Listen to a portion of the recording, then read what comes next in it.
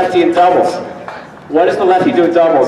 The old school, as a lot of people here know, was that the lefty, the sledgehammers and the stilettos, because the two-hander didn't exist, they played the ad court. They had the forehand, and then the sledgehammer hit the hack backhand, and that was that. Oh, and by the way, to add to the stiletto, to dimensionalize the stiletto, when Rod Laver was growing up, his coach said to him, if you want to be #1 in the world, you better have a topspin backhand. And Rod Laver studied Don Budge, the great player, and he learned to hit a topspin backhand, and that was a game changer. That suddenly opened up the window. Wow, lefty with a topspin backhand. And other lefties have since followed, like McEnroe and Navratilova. And I'm not saying they hit the topspin backhand like Thomas Muster or Stan Wawrinka, but they learned to hit an effective passing shot, and that opened the door for lefties more. But now, as far as doubles goes, maybe the two-handed transitionals and the conquistadors are better than the deuce court. You look at Bob Bryant, the deuce court, you look at forehands and overheads down the middle, and there's a lot of dialogue around this. I mean, I think for a long time it was just orthodoxy that kept the lefty in the ad court, and now there's a lot of discussion about that. I do think, so there's a lot of discussion about should the lefty play, if the lefty can play the deuce court as long as he can make a return here, and the two-handed traditionals absolutely can, because they've got the two-handed backhand, and the two-handed backhand can return cross-court that way.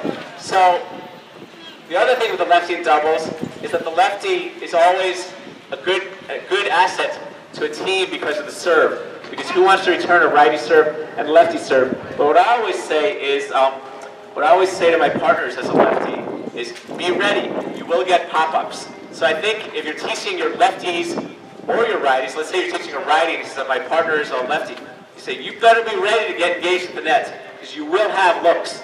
And you better be ready to make some proper volleys, because your lefty partner is going to give you those opportunities. The other thing with the lefty is the body serve, which is very popular in doubles. Lefty may not always like that. The lefty won't always hit that. The lefty's got to say in the ad court, no, I'm going to go with the girl who brought me to the dance. That's my serve. I'm going to hit that. And that's a tough serve to deal with the return is the wide ad court serve. Another thing with lefties, so you have the lefty playing the deuce court, and here's the lefty with the forehand. The righty, who's been used to playing with righties, tends to want to come over here and hit things. And when I play with a righty forehand, I would say, get your butt over there. Stay out of there. You got a forehand here. So there's a lot of, and of course I've had like about 3 mid-court collisions with partners over the years, because it's going to happen. So there's a lot of choreography. And so the teaching thing though, and it's funny, I learned this, I was talking to people about Rod Laver as a doubles player. Rod Laver, oddly enough, though he won 9 Grand Slam doubles titles, wasn't that great a doubles player. He's more of a shot maker. And the lefty, when they're playing doubles, might have to learn to be a little bit more meat and potatoes, a little bit more straightforward, hit things down the middle, kind of put down a little bit of that shot-making impulse, a little bit down that impulse to kind of terminate the point. So the lefty has to be a little bit more sedate. I think one of the things that makes McEnroe a great doubles player isn't that he hits winners, especially he just constantly hits smart placements, smart shots, good returns, low returns. So it's a little more, you got to make them a little simple. Dealing with lefties. How do you teach your students how to deal with lefties? Your righty. Outlets, including Tennis Magazine, Tennis Week, CBS, HBO, and Tennis Channel. With Tennis Channel, Joel has worked as a writer, researcher for 30 years, the last 40 Grand Slam events, as well as working on the network's many documentary and feature projects. Joel's first book, Jimmy Connors Saved My Life, was published in 2004. In 2016, he was named an historian at large for the International Tennis Hall of Fame. His second book, Don't Bet on It, just came out this week.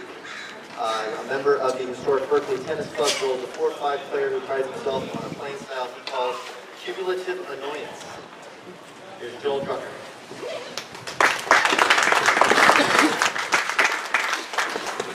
Excuse me. Okay. That's great. Chris, do you mind holding the racket?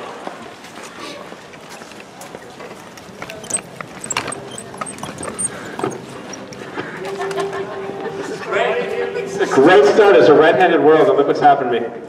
Right-handed world. Well, thank you all for coming to a vast left-wing conspiracy.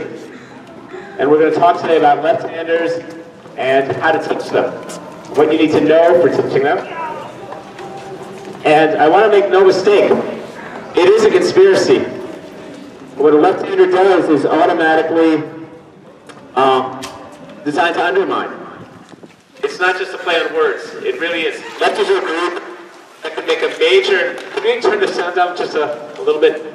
Lefties as a group can make a major contribution to your teaching. Let's just get the sound down a little bit so I don't break your ears. Thank you. Better? Is this better? Thank you very much. Sorry about that. So we're a group that's overlooked, neglected, needs to be a little more understood. And I want to throw out a few names to you in the history of tennis. Rod Laver, Martina Navratilova, Rafael Nadal, Monica Seles, Jimmy Connors, John McEnroe. These are all titans in the history of their game. Game changers, people who think things they did changed the way the game is played, maybe changed the way the game is taught. Other people I want to add to this: Art Larson, Torben Ulrich, Manuel Orantes, Jaroslav Drobny, Tony Roach, Mark Woodford, Thomas Booster, Murphy Jensen, Guillermo Vilas, Goran Ivanisevic. All these people have brought different flavors to the game. More recently, Petra Kvitova, Bob Bryan, Angelique Kerber, even Margaret Court, Maureen Connolly, and Ken Rosewall, all who play righty, are natural left-handers. So that's not bad for 10% of the population. So I want to talk to you a little bit about what I call the tennis nuisance factor with lefties. The left-handers only make up 10% of the nuisances in tennis. I dare say more. Would you agree? From your players, would you agree it's more than 10%? Raise your hand if you think it's more than just 10% of the nuisance in tennis. That lefties are more than just 10%. So, but the lefties haven't been looked at that closely. I'm going to tell you a little story about lefties and something that happened to me when I was 13 years old. And in fact, one of the people here, Jim Laughlin, was at the place where this happened to me. Okay, picture this. I'm 13 years old, I'm 5'1", I played 2 tournaments in my life. I've been playing tennis a year. And I'm attending Tony Traber's tennis camp. The future Davis Cup captain, CBS broadcaster, former #1 in the world. And I asked him, I say, Tony, I've been studying this thing called the approach shot. And I know that righties are supposed to hit it down the line because that's the backhand, and you cover the line, and you can see the short angle cross-court. This is in the days, by the way, before the two-handed backhand became prevalent. It was sort of just coming around, a lot of one-handed backhand. So I said, the righty, that's how they hit the approach shot. And I go, but I'm a lefty. So what do I do? Do I hit it down the line to the forehand, but that's to the stronger forehand? Or if I hit a cross court, am I hitting a cross court, but I'm opening up the court? What do I do? Remember, just keep in mind, I'm 5'1", I'm 13 years old, played 2 tournaments. And he looks at me and he goes, just hit it deep. Just hit it deep, lefty. And he's kind of nice about it, and that's okay. And it took me about 20 years to get the answer, as I'm a slow learner, but I'm also left-handed. Now, if you know the answer, don't tell me, but if you do know the answer, raise your hand. Okay. So, wait, raise your hand if you know the answer to the question. So there, okay, I don't want to hear it from people who know it. I mean, that's okay, someone knows it. So the answer I learned 20 years later from the great Pancho Segura was very simple. He said to me, if you're here to here, which is about halfway, you're well positioned enough to have a choice. You can go there to the backhand, or you can go there to the forehand, and maybe every once in a while you should hit a drop shot. If you're here, you better hit it down the line and get up there really quickly. Because if you don't, you got that to cover, and you're running so fast, you can get passed back that way. But my point of that anecdote is not so much to illuminate where to hit a forehand approach shot, as much as the whole concept of how lefties are taught, of do teachers actually talk with the left-handers and say, hey, what do I do to you other than teaching you how to hit a ball and how to turn your hips and your shoulders? How do you understand the dimensions of the court? And so many times I've been in clinics and they say, all right, I'm going to tell you righties, and I'm left-handed, obviously. I'm going to I'm going to tell you righties, everyone line up and do this, and you lefties think the opposite. Oh God, what am I already having to engage my mind in this different conceptual way? So I think what the need is for, and that's what this presentation is about, is how do we teach these lefties and how do we teach them to see the game and understand the court and what do teachers need to know? So I'm going to paint a picture for you initially. This is how a righty sees the court. Direct, linear, drive the ball deep, force the action, body serves. Righties like their body serve. Wide serve in the deuce court? Yes, maybe, but maybe a little dangerous. You're opening up the forehand, so you better hit it well. So I'm going to call that the righteous rectangle. That's how righties see the court, the righteous rectangle. Lefties, it's a little different. We call it the parallelogram of possibilities. The lefty, the court is kind of tilted. We know that. We know that from playing with you. We know that the lefty has these different things that they do that are automatically awkward. The lefty knows right away, for example, that a natural shot helps him find the backhand, cross-court forehand. And it's a natural shot that lefties just learn, or the chicken wing forehand, whether it's with today's Western grip or even the old school Eastern Continental. Just hit a cross-court forehand and it goes to the backhand. Same thing with the serve. The righties have to learn this kind of different movement to get the serve to the backhand of the ad court, to get it, to find the body. The lefty, what does the lefty do? Throw it out there. Left to right across the body. So these things that the lefties do that help them see the court and the strokes differently, but are they taught it? The righties draw on the left side of the brain, which tends to be a little more logical, linear, disciplined. And discipline is going to fall into this conversation. The lefties are a little more spatial, conceptual, a little goofy. Now, one implication, and this is something I did research on when I wrote a book about Jimmy Connors. And how many of you are familiar with the baseball? The lefty swing is kind of a cult-like swing in baseball. The lefties see the ball sooner. The right side of the brain helps people see the ball a little bit sooner. And because of that, you see the great lefty swingers, Barry Bonds, Ted Williams, Stan Musial, all these people see the ball sooner, and there's a sweetness to the swing. Don Budge, who pretty much created the modern backhand, growing up in Oakland in the 30s, was a lefty baseball swinger who had this lefty swing, and then he hit, and that's how he taught himself the top-spin backhand from his left side. So the lefty is very good at what I call putting the opponent through the looking glass. They can do things. They're automatically subversive and disruptive. And the person, that looking glass term I learned comes from the author of Alice in Wonderland, Lewis Carroll, who, by the way, was a lefty. And a darn tortured one at that. So the lefty, one of the key things in teaching a lefty is that no matter what kind of lefty you have, the lefty wants to create. The tennis, for all the things in the world that lefties suffer from, whether it's right-handed scissors and butter knives and the rumors of shortened life expectancy, tennis is kind of a payback for lefties to inflict on the righty world. So you will not see, so lefties just about always want to create. The whole concept even of a grinder for a lefty, which we'll talk about, you'll never see a lefty play like David Ferrer, or Amanda Kutzer, or Arantxa Sanchez, or Leighton Hewitt.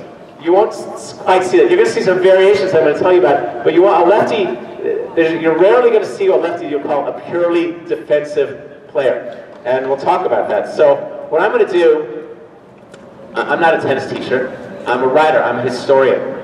So what I did, I've studied and broken down 4 lefty playing styles throughout the history of the game that exist. 4 different kind of lefties, and each of them has attributes, weaknesses, patterns, and also, since you're all teaching, I want to give you some ways that you can help that lefty to understand that. And it takes a lot of exploration. I feel a great opportunity in the tennis teaching world is to understand how people process, how to build a playing style with your students, not just issue them a series of techniques and strokes. So how do we do that? So I brought some tools to illustrate that. And the first lefty I want to talk about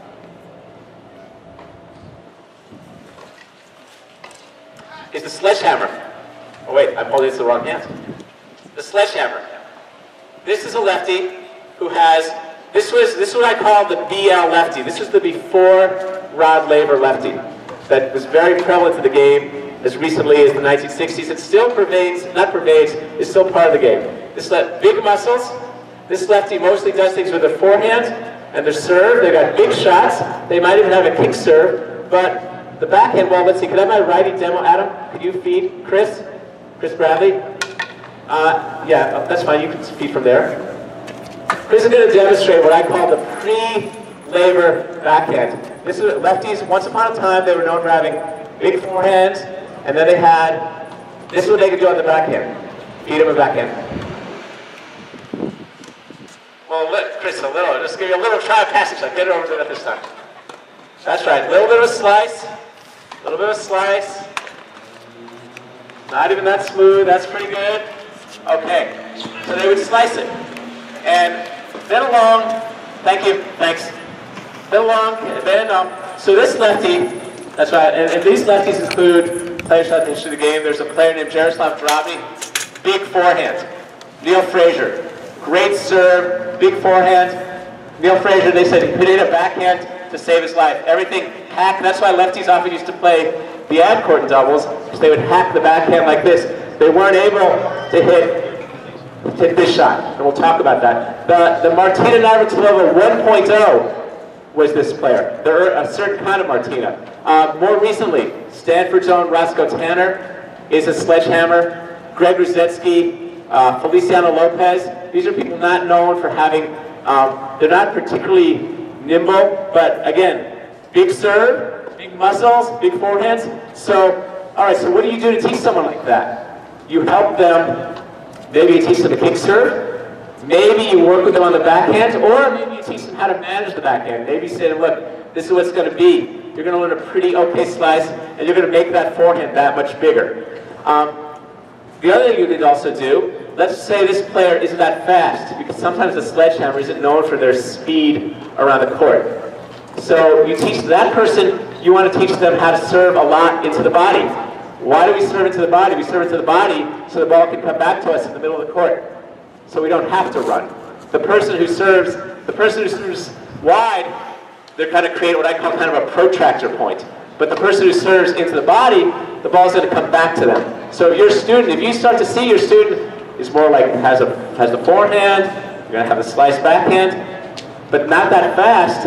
Okay, I want to teach you to serve more into the body, more like the lefty serve that goes into the forehand in the deuce court, maybe in the middle in there, maybe not so much the classic can opener. So that's the sledgehammer. That's the one. That's the first lefty style, the first of four. The second, have another tool. This one I'm about to tell you is one of my personal favorites because it's the one who I try to play like, but okay. This tool, I've got my little corkscrew here, and I have a knife. I have a knife. This is what I call the stiletto lefty. And this might be the lefty that you're more familiar with. This is Rod Laver. This is John McEnroe. The Martina 2.0, once she learned the topspin backhand. Fine motor skills, this one. Tony Roach. These are the lefties that you think of the classic lefty, where they can hit the wide serve, or Arthur Ashe once said about John McEnroe, a nick here, and pretty soon you're bleeding. These are the death by paper cut lefties. The serve can be a major weapon, as it was for McEnroe, but in a lot of ways the serve is more of it's creating openings. It's not about aces like the sledgehammer, it's more about placement and the wide serve, and the ad court, and the backhand volley, and the drop shot approaches, and the no pace from the baseline. Those kind of, the chip charge returns. That's kind of the cornerstone of that lefty, and there's certain lefties who are going to be drawn to that style, though. They have the slice serve, they're somewhat nimble, they have the hands. So what do you need to do to those lefties, with those lefties?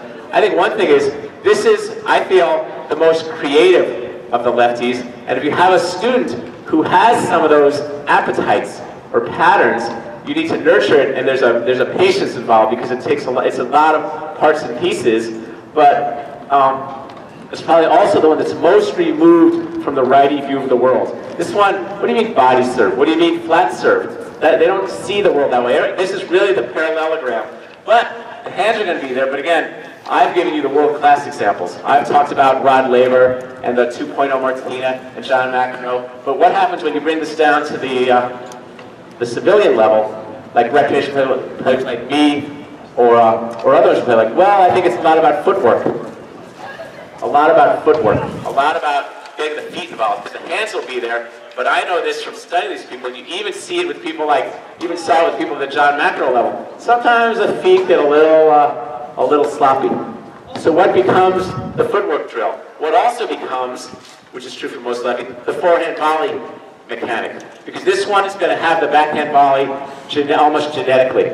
Because the backhand volley for this one is a sibling of the slice backhand. Because they practice the slice backhand, they practice the volley. But I think with this one, it's a question of footwork and movement and not being sloppy.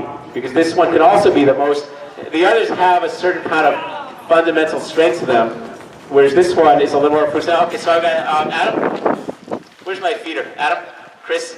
I'm going to demonstrate a couple of things this lefty can do. So just feed him some more backhands, and then do your Johnny Mac.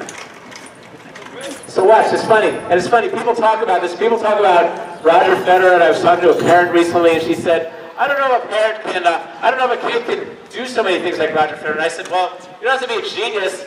I mean, you don't have to be a genius to hit a topspin backhand. Now give it the carve, a little carve. No, that's just topspin. Now let's give you the slice. Give you a slice. Go that. Then goes the topspin. And these lefties can do both. I mean, you watch people like John McEnroe play. It's just one of the reasons why I sometimes think Roger Federer's an honorary lefty. You hit a topspin backhand, you slice backhand. You sometimes carve it a little short. Then you get the drop shot on this one. That's the drop shot. Kidney day. Here you go. So this lefty is potentially the most creative. That's great. Like, this lefty is potentially the most creative, but it's also can be the most sloppy. So it needs to be nurtured, because they can have walkabouts, they can vanish, they can have lapses, because again, this lefty doesn't have one single thing to draw on, but they have a lot of variety. So that's the second lefty. So two lefties, we've got a couple more.